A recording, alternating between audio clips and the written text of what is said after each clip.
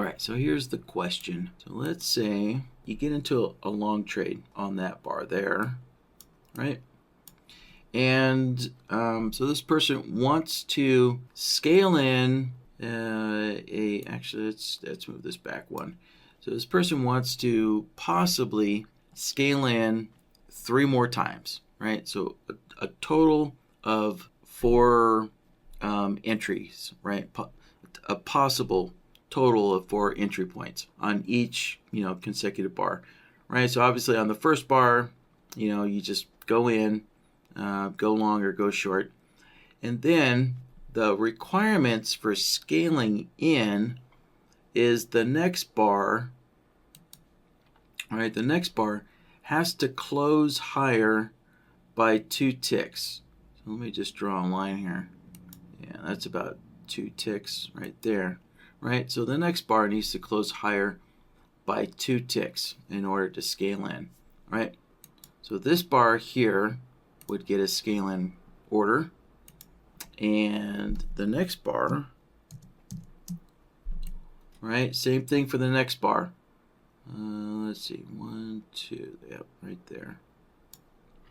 All right, so the next bar would have to close 2 ticks or higher, right, from the previous bar's high. Obviously, this was a down bar, right?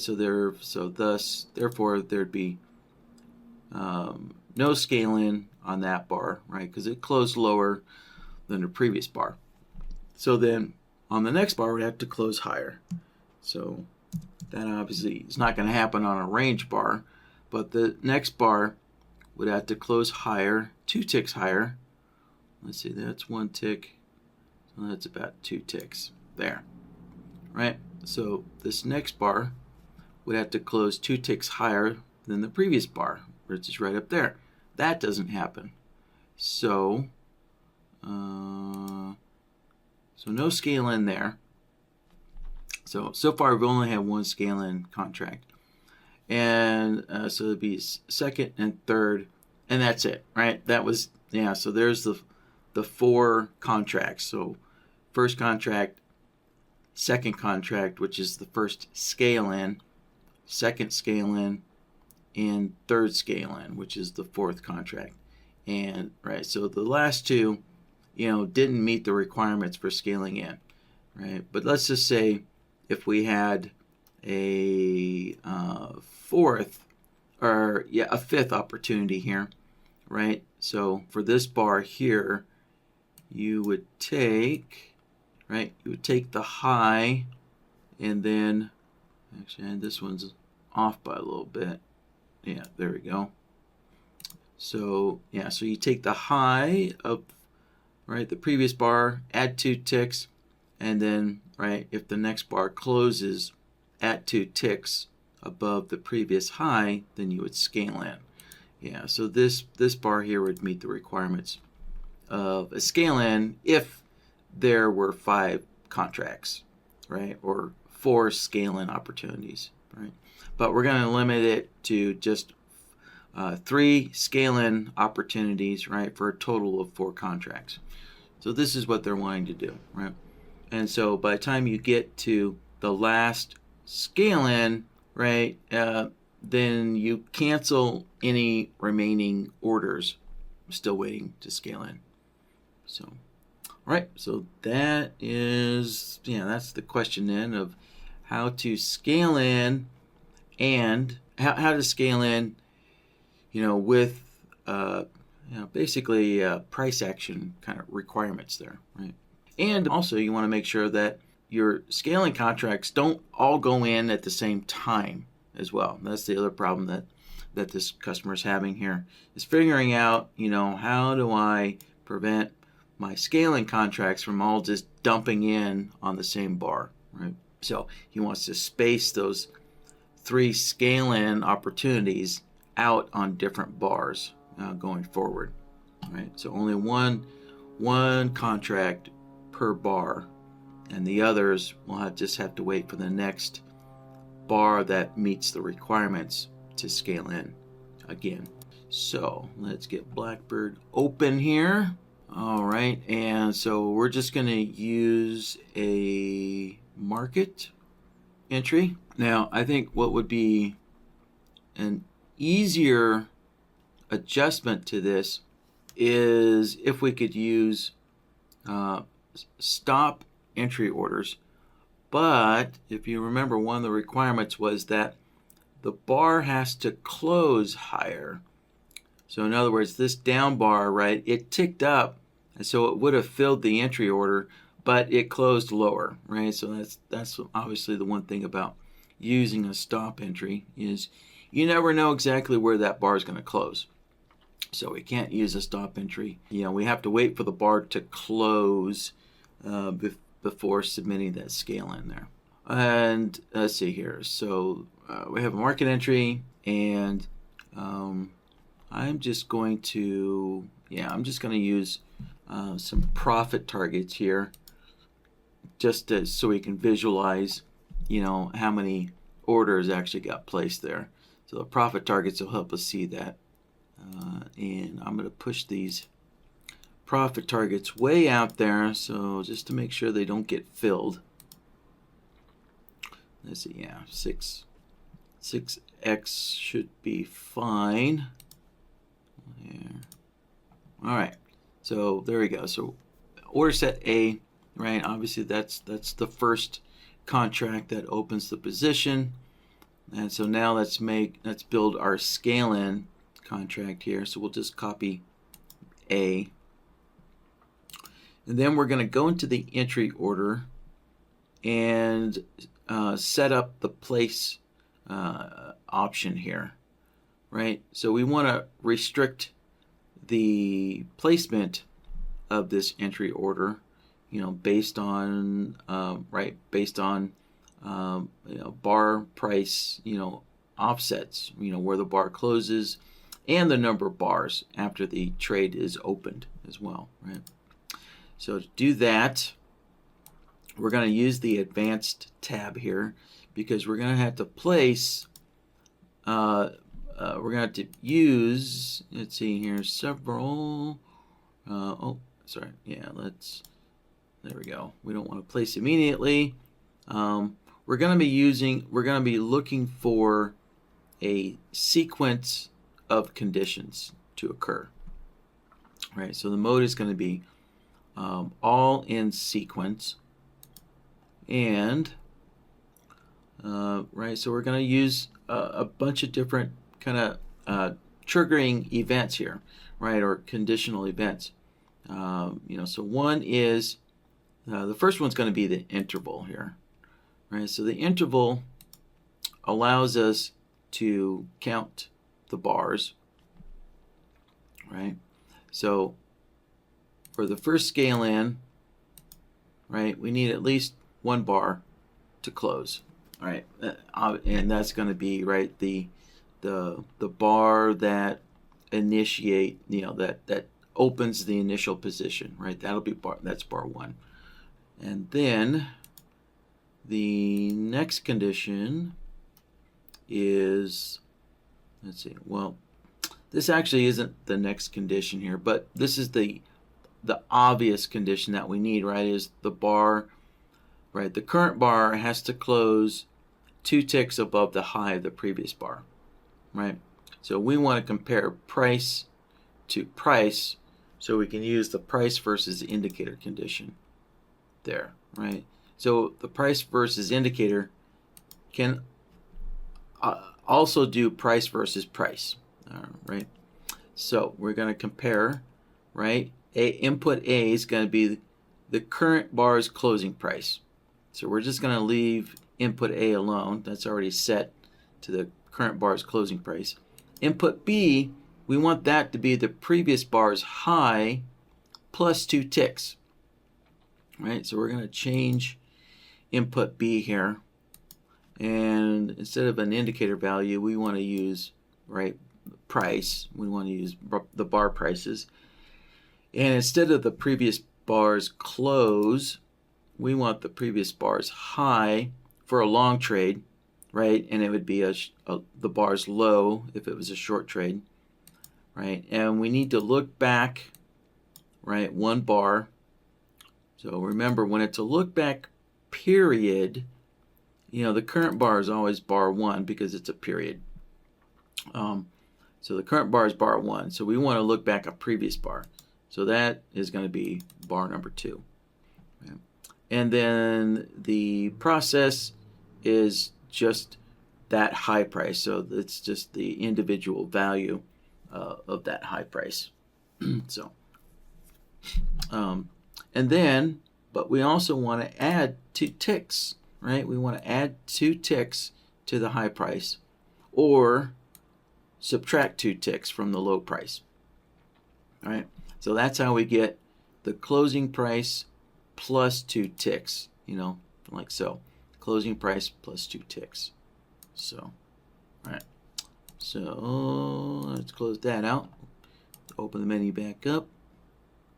Yeah, make sure you don't click off of this menu system here. So, because it will close the parent windows here when you're setting things up. All right, so let's recap what we have here, right? So input A is the current bar's close. Input B is the previous bar's high or low with that 2 tick offset, right? So for a long trade, right? So for the long mode, we want A, which is, right, input A is the current bar's close, to be equal or above B, right? Equal or above B, and B is the previous bar's high with that 2 tick offset. Right, so we don't have to change anything with the long mode or short mode. Right? That's already set up for us. Right, so that right is really the primary condition that we're looking for.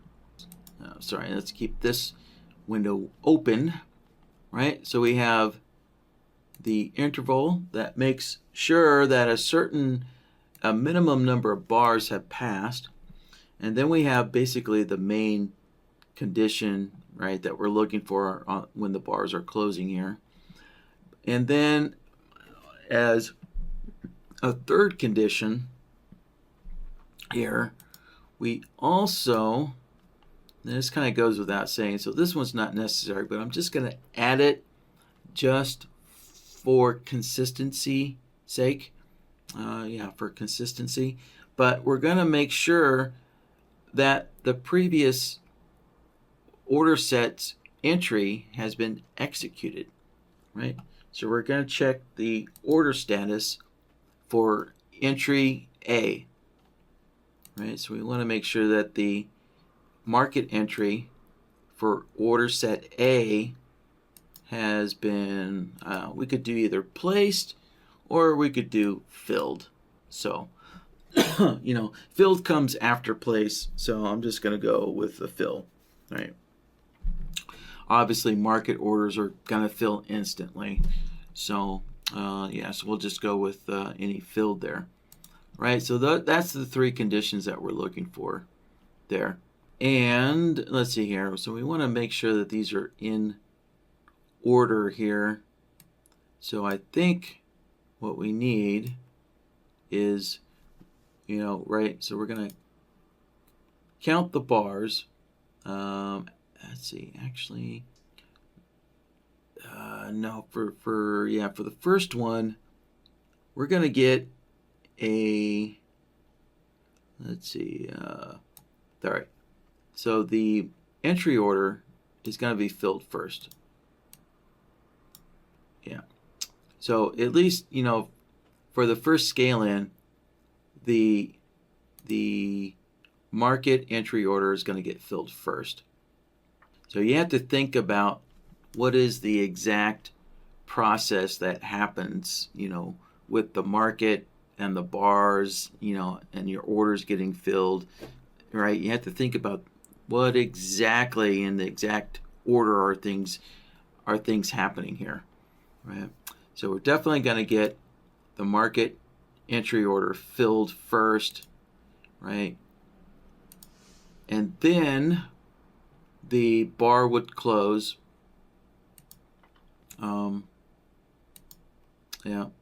And then we can compare the bar prices there.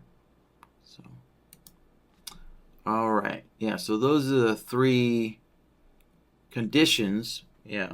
Uh, that we'll be looking for, and the interval here, right? Doing the bar counting. This is really kind of the interval and the order status changed is what helps identify that each scale in goes in one bar at a time, and that they all don't get just lumped together and just all go in on the same bar, right? So this will become apparent once we build the other two scale in, right? And then lastly, right, this only has a 4-bar opportunity, right? So by the time we get to the 4th bar, which would be the 5th scale-in contract. So let's actually, let me get rid of that, because that was just an explanation there, right? So there's only going to be, right, 3 additional bar opportunity to get those scale-ins in.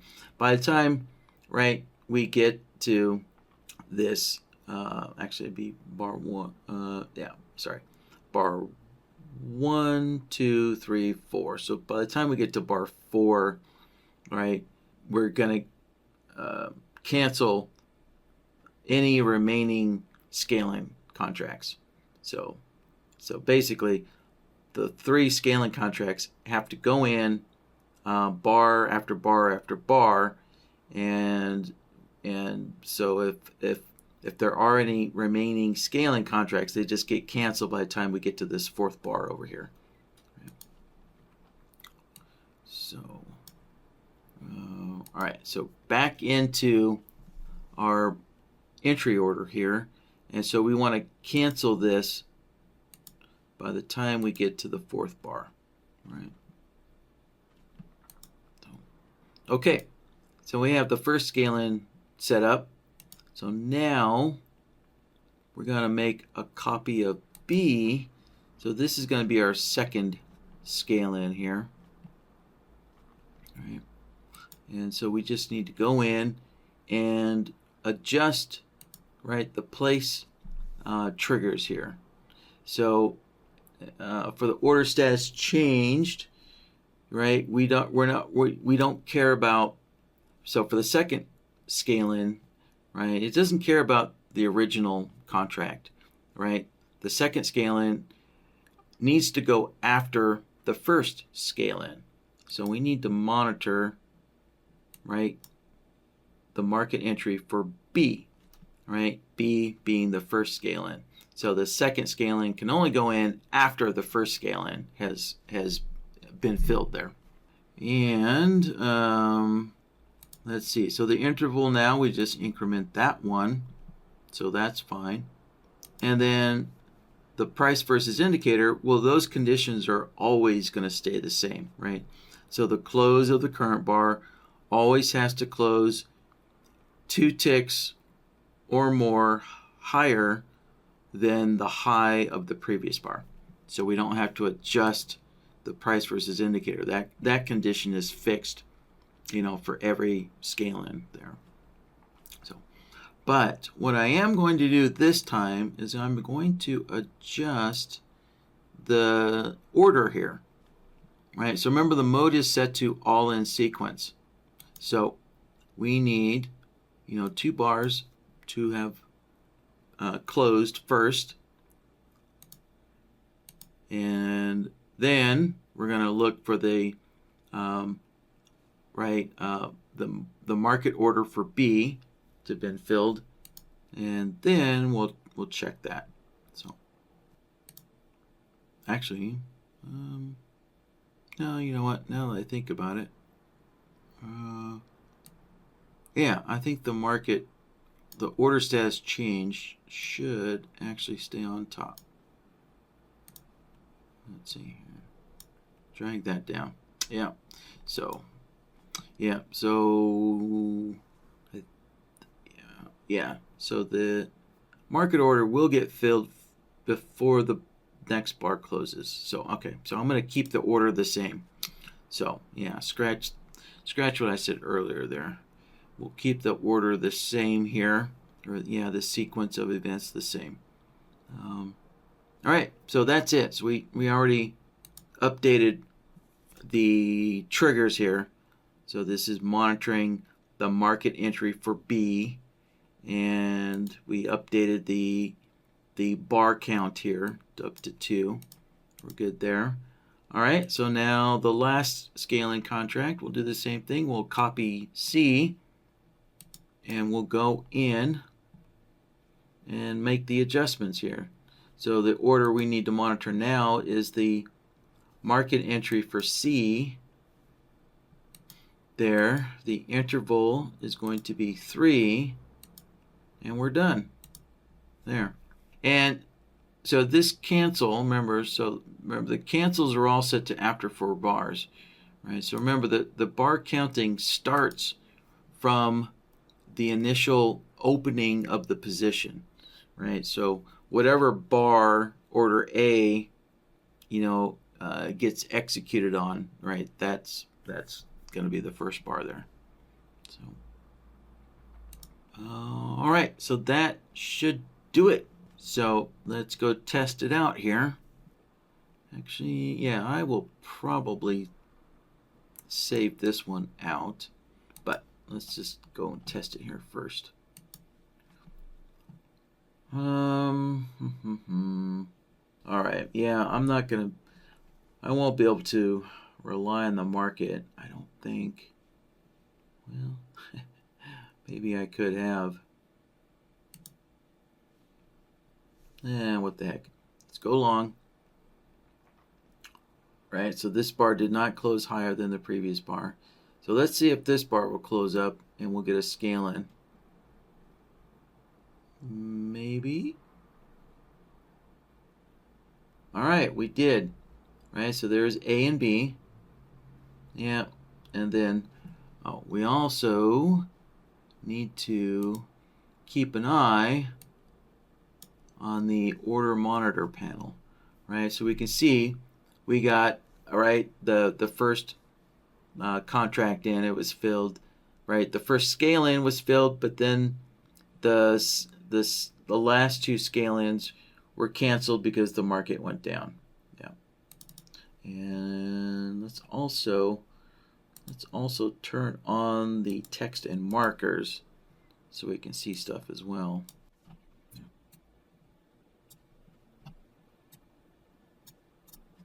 Oh, yeah, that's right. Shoot. Text and markers don't work with Ninja's delayed data feed. All right. Yeah, let's turn that back off. Man.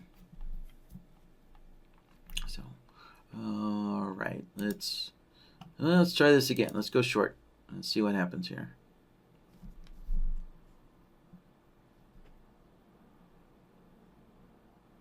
Yeah, looks like the market's not going to work with us. And yeah, after hold on. After one more bar, we'll get canceled. Yeah, so C and D got canceled. All right. Now let's try again. All right. So there you go. B got filled. C and D are still pending. If this closes up, we might get another scale in. Let's see here. Did it actually close 2 ticks higher? Let's see. I think it did, but oh yeah, maybe that was the last bar here.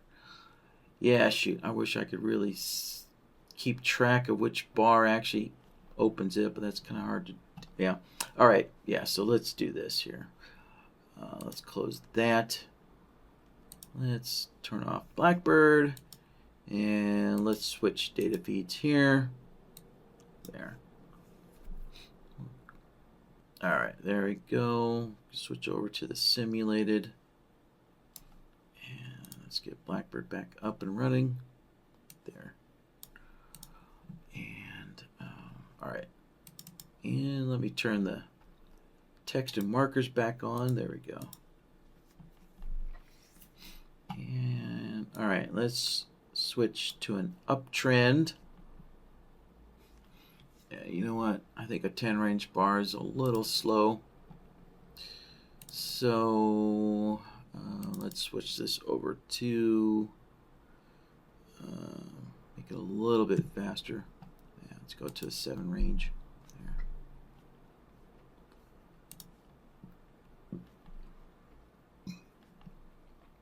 There. All right. Now, there we go. So now we can see the text and markers on the actual bars. Makes it a little easier to track what's going on. There we go. There's A, what opens it.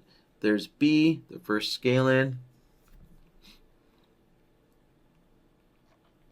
And of course we can see the targets here. So that's why I added the targets.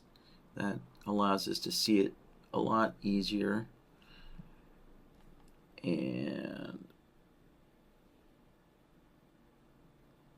And there's C. Let's see here. Actually, oh, let's see. C did not execute on the previous bar.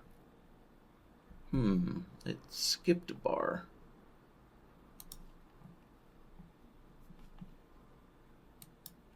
Let's see what's happening here. Let's see. After 2 bars, yeah.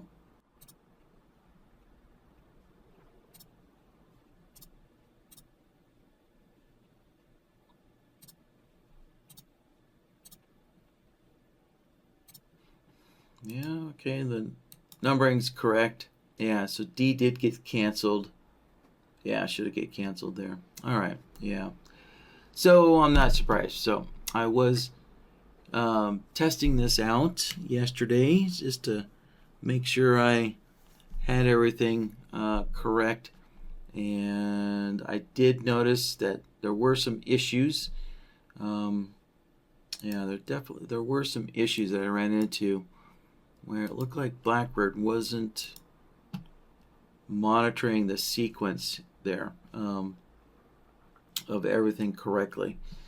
So there are some bug reports on this for them to look at, but this is how you would set it up, to make sure. So again, the point of this question was to make sure that all the scale-in contracts don't all go in on the same bar, right? You want to make sure that they go in a sequential order on different bars, right? So yeah, so even though BlackBird sometimes might miss a bar, something like this, this would be the correct way to do it. So right, so again, the key elements, right, to getting these contracts, right, to fire off one after the other is to use the order status changed, right? And you want to make sure that the previous order, right, that the first order gets filled first, right? And then you can also count bars, right? And so that makes sure that the previous contract goes in first, before the next contract can go in, right? And so that's how you would prevent, C and D from executing on the same bar as B. All right, yeah, let's try this again. Let's close them all out. There we go. Let's go long. All right, let's try this one more time.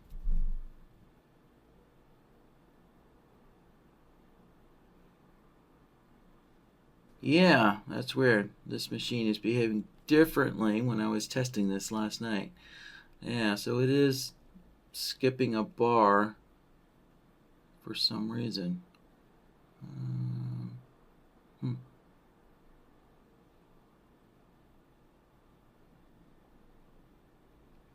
Yeah. Well, all right. Let me go. Let's close this bar, and I'm gonna do some other testing here. So let's go short. There we go. Let's pull this bar down. There we go. We'll go short.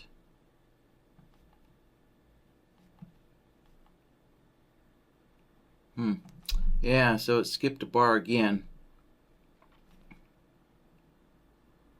And yeah, it skipped another bar.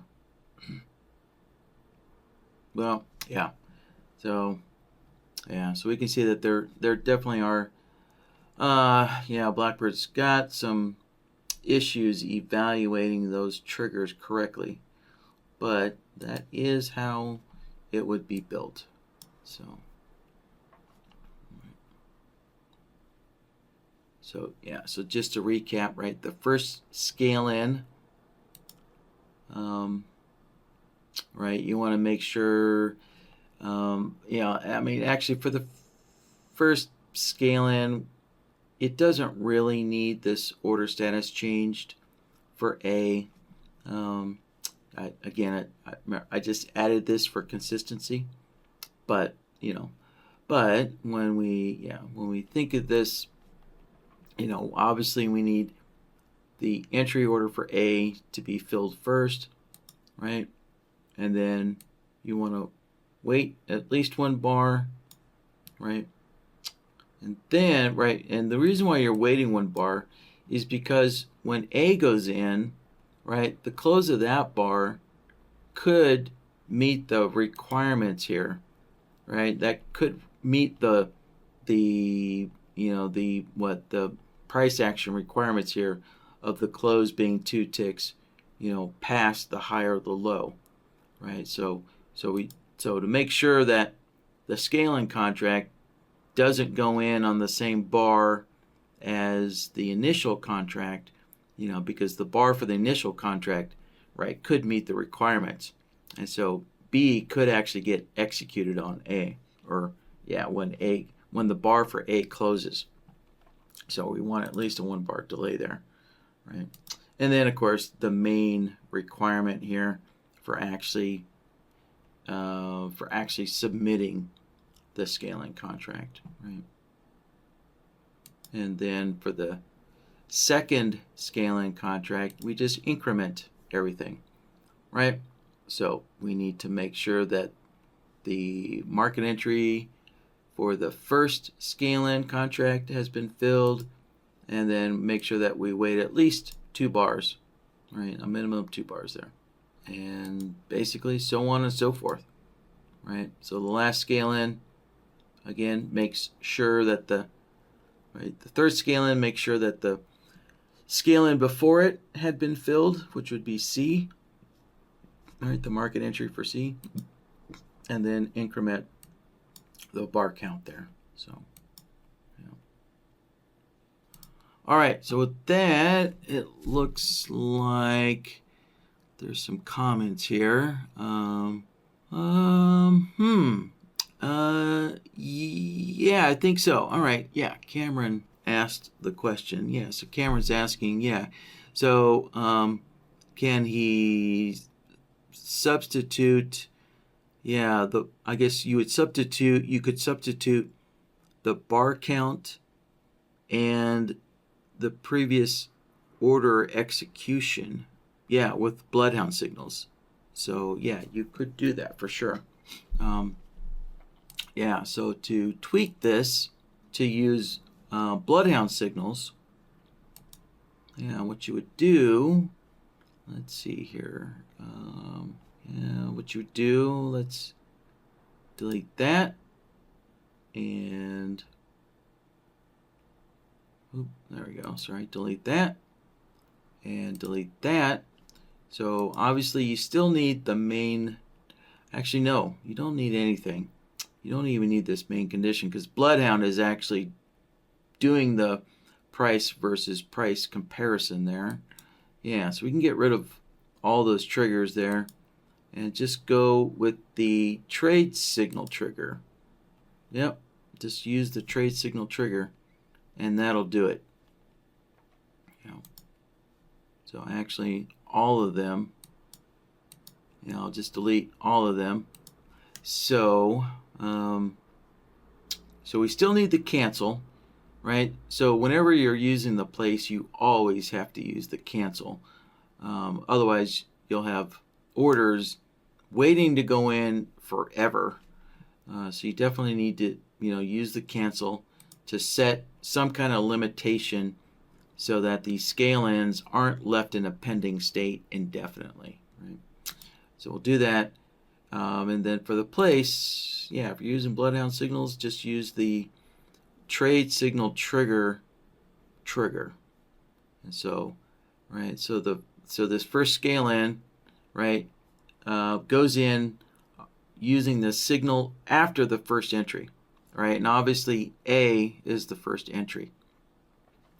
So this would go in after the first entry, right? The first signal after the first entry.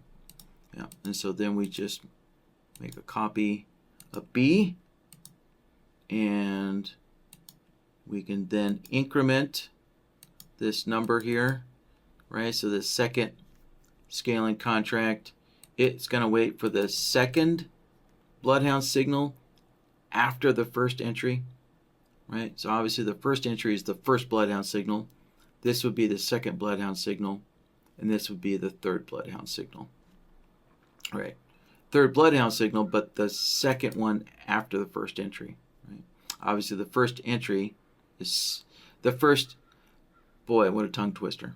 The first signal obviously executes the first entry. So that's why these numbers are one less, right? Because the first signal is for the first entry. So what we're doing is we're counting the scale-in signals, right? So this would be the second scale-in signal. So, all right, and then just do that and increment that, and there we go. Yeah, like so. All right, so let me go back to the Q&A window here, and let's see. Yeah, Cameron is saying, Bloodhound would do the price versus price. Yep, right, exactly. Use the comparison solver, and yeah. So what I had in BlackBird, let's add this. Yeah, so basically the price versus indicator trigger for BlackBird is basic. It pretty much is the same thing as Bloodhound's comparison solver, right? You're comparing input A to input B and checking if A is above B or below B, which is essentially the same thing as the comparison solver in Bloodhound. I think there's actually.